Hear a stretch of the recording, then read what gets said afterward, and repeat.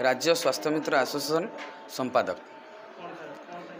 आज प्रेसमिट डाकिबार कारण हूँ यह कि आम दीर्घ 5 वर्ष हम बीएसके काम कर आसुचु एवं सरकार एवं योजना को परिवर्तन करने को जाऊँगी। एवं 5 तारिख दिन आम जाइलु सरकार पाखक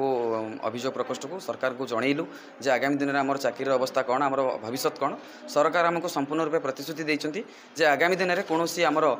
असुविधा हेब ना एवं आगामी दिन में जन आरोग्य योजना आयुष्मान जन आरोग्य योजना और गोपबंधु जन आरोग्य योजना आम कम करूँ एवं दरमा आमर इंक्रीज होकर आसो प्रतिश्रुति मिली किंतु आमको जेहेतु लिखित आकार में मिल नाला तो से आम सरकार पाखे मिनती करूँ आपण मध्यम तो आमर जो प्रतिश्रुति आमको से देते आमको आम कथा चिंता करेंगे और सठिक न्याय देले आम पाखे चिर नमन्य रही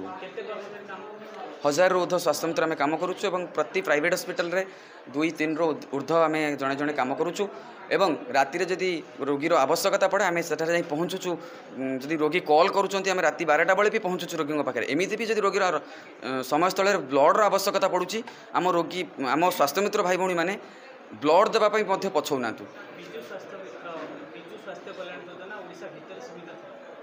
नहीं आज्ञा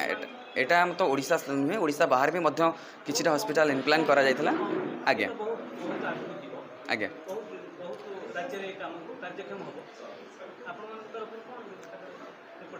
शुणु आम जेहेतु बीएसके काम करूँ सरकार काम करूँ जनकल्याण योजना साधारण लोकों काम करूँ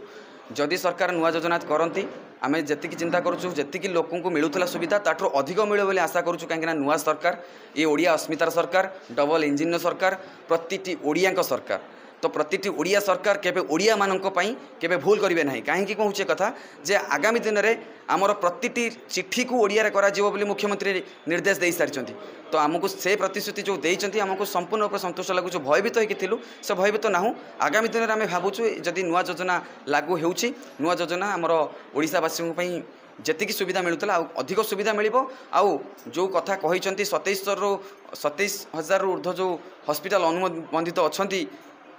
आयुष्मान जन आरोग्य योजना से आमर ओडिशार सबु